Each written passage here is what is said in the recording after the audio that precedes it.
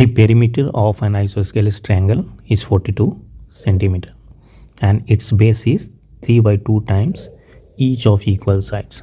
तो एक isosceles triangle दिया हुआ है और इस आइसोस्केलेस ट्रायंगल का पेरीमीटर दिया हुआ है. पेरीमीटर इक्वल टू 42 सेंटीमीटर दिया हुआ है और कह रहा है कि इसका बेस जो है, ये बेस मान लेते हैं ये ट्रायंगल ए बी सी है.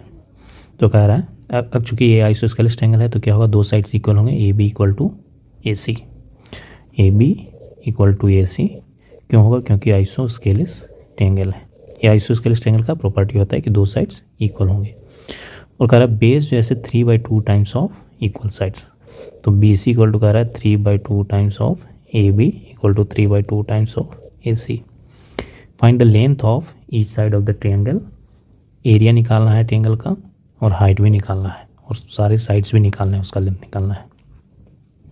ठीक है, तो मान लेते हैं कि इसका जैसे कि ए बी इक्वल टू मान लेते हैं ये एक्स है. तो ए बी कितना हो गया, ए बी कितना हो गया, एक्स हो गया. तो let A B equal to A C equal to 1 centimeter.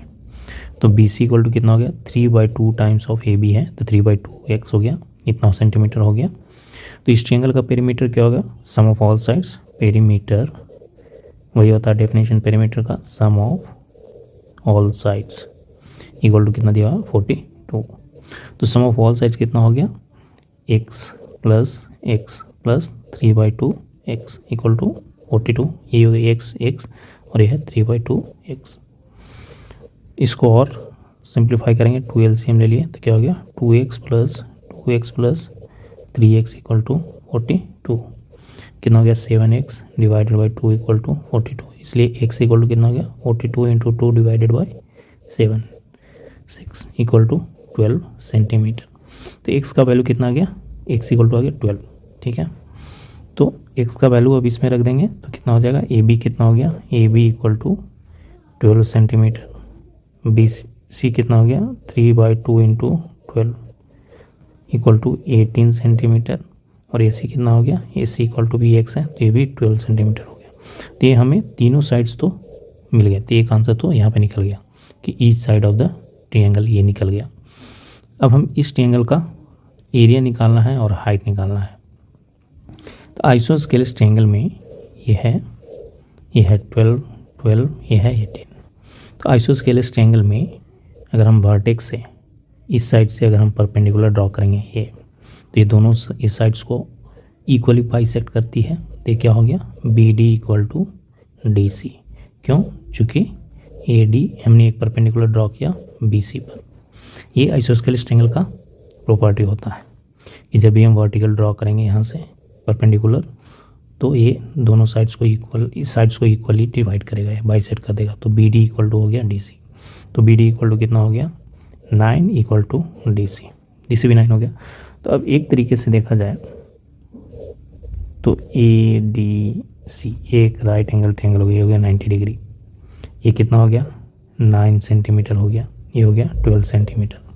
तो यहाँ पर हम पाइथागोरस थ्योरम का भी यूज कर सकते हैं यहाँ पर. तो यहाँ पर पाइथागोरस थ्योरम का यूज़ करेंगे.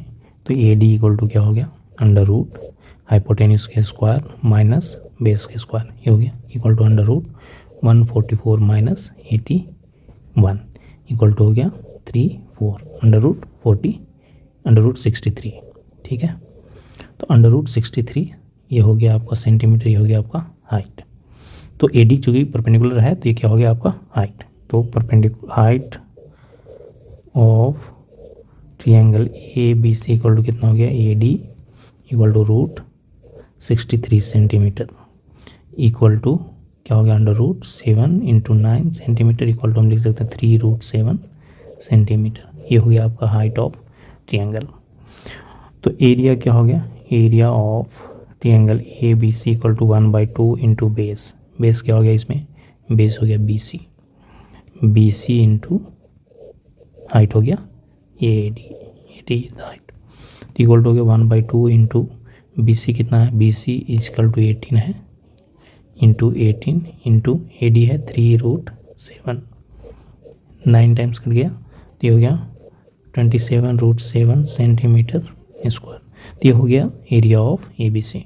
तो तो हमें एरिया भी मिल गया, हाइट भी मिल गया and each of the side से भी मिल गया। तो ये निकालना था इस क्वेश्चन में। तो इस क्वेश्चन को हम आइसोस्केलेस ट्रायंगल के प्रॉपर्टीज़ को यूज़ करते हुए हमने शुरू किया। थैंक्स।